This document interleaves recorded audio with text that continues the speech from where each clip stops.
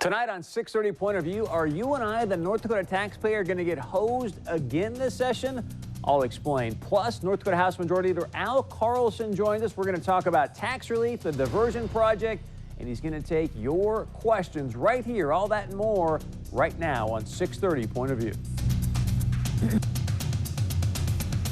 Good evening and welcome to 6:30 Point of View. I'm Chris Berg. As always, thanks for joining us tonight. Tonight's Point of View topic, are you and I, the North Dakota taxpayer, going to get hosed again this legislative session? Today is day 72 of the session, and constitutionally, they've got about 80 days to finish this thing up as we're heading down the home stretch. The question that I hope you're asking yourself right now is this: what have our elected leaders done for me lately? Because last time I checked, they work for us, we don't work for them. We all heard back in January as we were heading into the session about how much money was pouring into the North Dakota coffers. And keep in mind, it was just recently announced that oil companies are expecting to set records this summer for oil production numbers. So with that in mind, I'm thinking that most of us are going, hey, this is good news. I mean, since Measure 2 got shot down, the guys in Bismarck are going to take care of us. I mean, they're going to hook us up with some serious tax relief. So tonight I want to take a look at what they've proposed up to this point. And before we do, I want to share with you a quick snapshot of the state savings accounts. Yes, this is their savings accounts. You can see here, there's a lot of them, and there's a lot of money in them. A couple things I want you to take note here is that the School Land and Trust Fund, look at that, $2.6 billion, and the total reserve funds, $5.1 billion. This is from the Office of Management and Budget here in North Dakota. Obviously, a lot of money in those funds. The key thing is we got to look at is, so there's over $5 billion in the state reserves, an anticipated record-setting amount coming from the oil, obviously, this summer. And of course, our legislators are going to take care of us with tax relief, right? I mean, back in the early part of the session, Representative Scott Lauser proposed a 2-year moratorium on state income taxes. So for only 2 years, there was going to be zero income taxes. Now, keep in mind, income taxes in 2011, 2013 is projected to generate roughly about $884 million, or roughly $440 million a year. As you can see here on this graphic, they're going up as well. So you want to know, if you look at Representative Scott Lauser's bill in the committee, this is what came out of committee. There's 13 people on the Finance and Taxation Committee. So you're probably thinking, hey, you know what? We got all this money in the state coffers. The thing's going to get at least 9, 10, 11 votes. It got 0 votes in committee. I mean, this thing went down in flames, 13-love. It didn't even get 1 vote from the people of North Dakota to give you and I a 2-year moratorium on taxes, income tax. I mean, you've got to be kidding me. So why don't I have a look at what the House proposed. This is what the House proposed for income tax relief. About $361 million, what they said, hey, this is a good number for income tax relief. Not even half. Not even half. And the Senate then proposes $125 million. Absolutely slashes it, this income tax relief here, to $125 million. They want to basically go throw you and I a little crumb and go, oh, look at what we're doing for you guys, as they send us a little crumb of tax relief. Like we should be saying, thank you, legislators, thank you so much. But you want to know why the Senate decided to slash the income tax relief? This is what they said. They said because they needed the extra money to balance the budget. I'm not kidding you. They've got billions of dollars in state savings accounts. We're anticipating a record-setting number of oil production this summer, and they tell us they need our money to balance the budget? I mean, come on.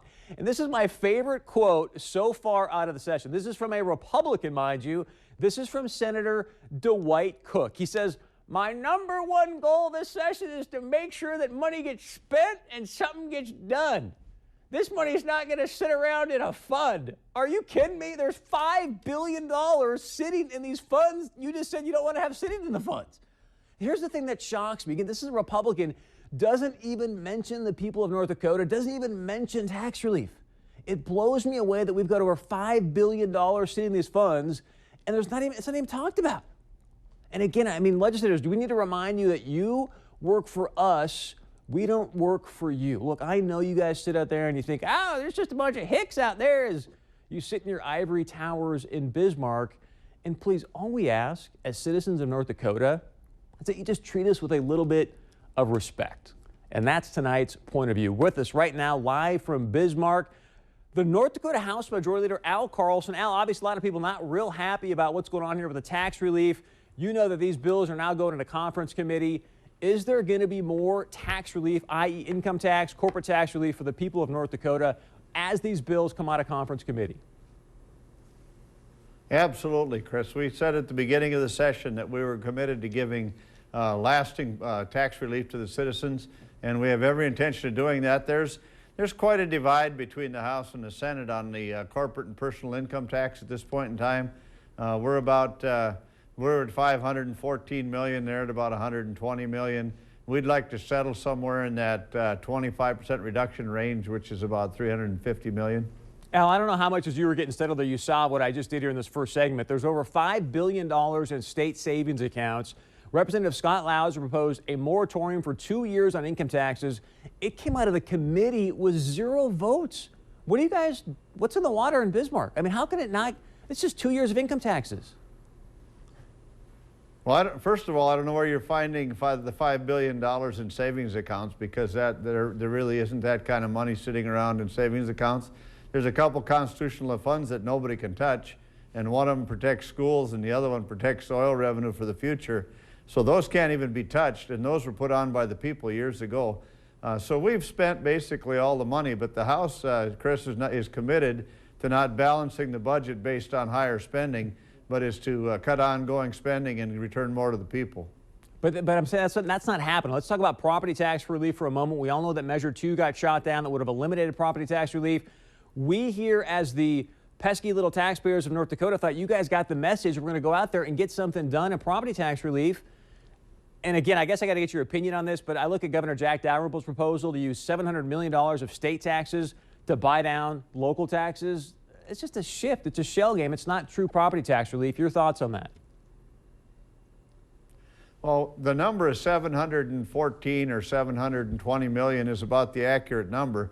The question is, how do you make that lasting tax relief and make sure that for $1 the state sends back, they get $1 back in the pocket of the taxpayers? And that's where all the problems lie, Chris, is that you need to have some restraints on the growth of government, or it's not going to happen. And this is going to be one of those knockdown, drag-out things as we go to the end of the session. Once again, the House is very committed to try and find some way to slow down the growth and to make sure this money gets actually right back to the people who paid it. All right, we're going to find out obviously more as these things come out of conference committee. Stay with us, because when we come back, as we all know, Representative Carlson put some amendments in the Water Commission bill that changes the funding to the diversion project. That's now changed.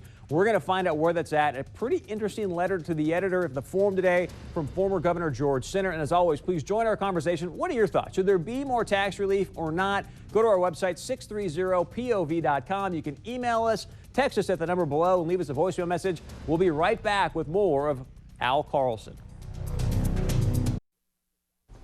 Welcome back. With us live from Bismarck, North Dakota House Majority Leader Al Carlson. Al, thanks for staying with us. Obviously, a lot of conversations about the amendments you put into House Bill 1020 about the Water Commission bill, the funding for the diversion. There's a piece that former Governor George Sinner wrote into the Forum today. I'm going to get to that in a moment. First, as you look back, I know you've taken a lot of heat in this. Do you regret putting those amendments into this bill? You know, no, I don't. I know that there's some language that was wrong in some of them, but to actually require that we have some understanding of what the federal participation will be before the state commits its money is not a bad idea. In fact, Chris, the final level of the amendments on the bill require that there be federal participation before they access the money. So the Senate saw that the language was too restrictive, but they also know that this project needs some assistance from the federal government. We've worked closely with the city, with the county. In fact, Darrell Vanyo was out today. The city commissioners have been out here. We had a bunch of business people out. Former Mayor Furness was out. And the amendments today say that there's $450 million commitment over several more bienniums from the state of North Dakota. And the key here is, what's the state's level of participation, and do the federal governments look at us and say, yeah, we're in? And all the language says that. There are some restrictions, so I think that right now the language is in pretty good shape.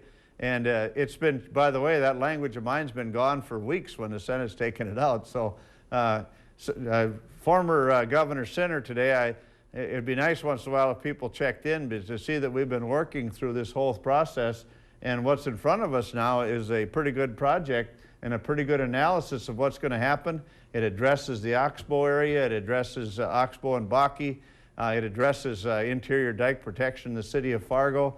It requires some reporting. It puts $140 million on the table right away for those areas to have money to spend on these things. So I think that what we've done is a pretty good product. So let me read you a quote here out of former Governor George Sinner's letter to the editor today, and then we're going to go on to your meeting with Darrell Vanyo. But he said this, and these are some strong words in my opinion now. He says, what is Carlson up to? Why does he want to stab even his own people in the back? Your comments on that? You know, I think George needs to be brought up a little more speed at what we're doing out here as a governor. He should know that. But you know what? He's a nice guy. He was a good governor for North Dakota.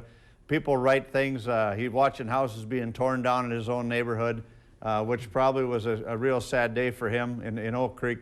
So if he writes that, you know, the end product is what we're working on.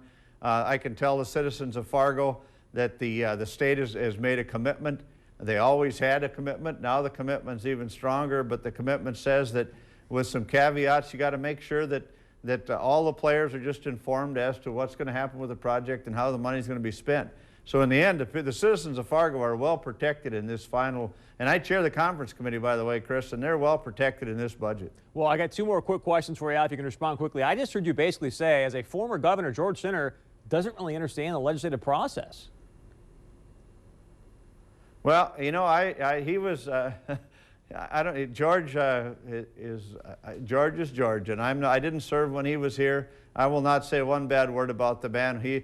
Yeah, I can tell him that, George, your concerns are unfounded because things have been taken care of. So with that, as you mentioned, you talked to Cass County Commissioner Darrell Vanyo today. Obviously, the language is being changed. As this thing comes out of conference committee, Al, is there going to be a situation where we're just going to ask for authorization, or is there going to be a minimal standard of federal funding to allow state funds to go to the diversion project? Actually, the language just addresses state fund or federal funding. It doesn't set a limit on it.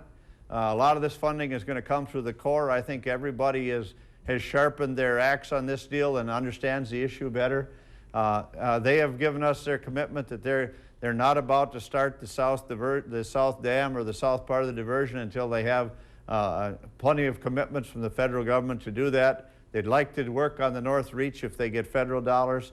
The language does not say that a number figure in it, and I have no intention of putting that in there. I'm trusting that they'll know that they need enough money in the pot to be able to do the work they want to complete. Al, when we come back, we're going to get to some questions that people posted on our Facebook page earlier today. Also, we asked people to grade the North Dakota legislative session up to this point. We're going to share that with you when we come back. Stay close. As always, go to our website, 630pov.com. Join our conversation by emailing us, texting us, giving us a voicemail, whatever's easiest for you. We'll be right back. Welcome back to 630 Point of View. With us live from Bismarck, North Dakota House Majority Leader Al Carlson. Earlier today on the Valley News Live Facebook page, we asked you to grade the North Dakota legislative session up to this point. Al, I'm going to start with you first. How would you, if you're a former teacher, how would you grade the session's performance, the House and the Senate's, up to this point? You know, I'd give us until we finish all the tax packages and the infrastructure package, I'd give us a B.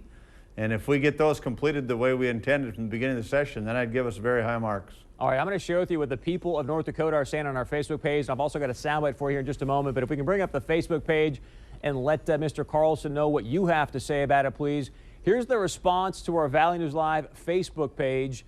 If we can get that up, please. We've got here, it looks like, 19 people or so that gave you an F, Al. We've got 1 at a D, 3 at a C, and 1 at a B. So obviously a lot of people are giving you a failing grade. And a while back we had Joel Heitkamp, I know a friend of yours, Al. Here's what he had to say, what kind of grade he would give the session at this point. I would grade this legislature and this legislative session an F, and they'd probably like that because seeing as how they did so well in school, they could turn an F into a B with the same colored pen really easy. Al, that's a buddy of yours. What do you say to that comment? You know, I don't know. We should have asked him to grade that when he was there. That would be interesting to see how the grade would have been when he was there. You know, I guess if you didn't, Chris, if not everybody gets something free from the government or gets something that they want as far as a program, they'd probably grade it an F.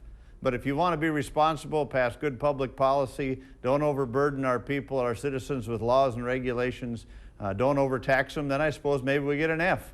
But I'll stand by what I say, is that I think that in the end product, we're trying not to grow government, and we're trying to return money to the people. We're trying to spend one-time money on infrastructure to fix the state. And let me tell you, it has a tremendous amount of need out there. So we need, I would say that we're getting close to accomplishing a good product, but let me tell you, a $13 billion budget, you got to be very cautious not to overgrow it. Al, I heard kind of a backhanded Mitt Romney comment there. I want to get to some feedback that came in our Valley News Live Facebook page. If we can bring up the first Valley News Live comment, please. Chris Skeldum said, how about asking him why he would deny workers unemployment benefits when they are locked out by employers? It appears that almost everything that involves workers is slanted toward employees or WSI and not the workers in the state. Your comment, Al.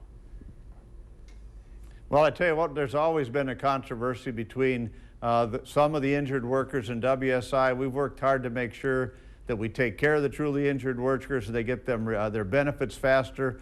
As far as the lockout, those people all got their unemployment benefits. Even though the state, we thought our language was very clear that on lockouts you don't get it, so we clarified that language. That's not going to satisfy some people, but I think that that is probably the right public policy for North Dakota workers. Al, last question for you. I've got 45 seconds. What's the single greatest accomplishment you think you've achieved this legislative session? Well, I think the greatest one is still yet to come, Chris. The greatest one is going to be making sure that we have lasting property tax relief and reform for our citizens and returning some of the money back. The other thing that's really important is I think we passed a bill today on higher education to get that on the ballot with a new setup, and I think in the end it's going to create a better system for North Dakota. We're going to hold your feet to the fire on the property tax relief, Al. We'll have you back as the session wraps up even some more, and as always, we really appreciate your time and your hard work. Keep it up, okay?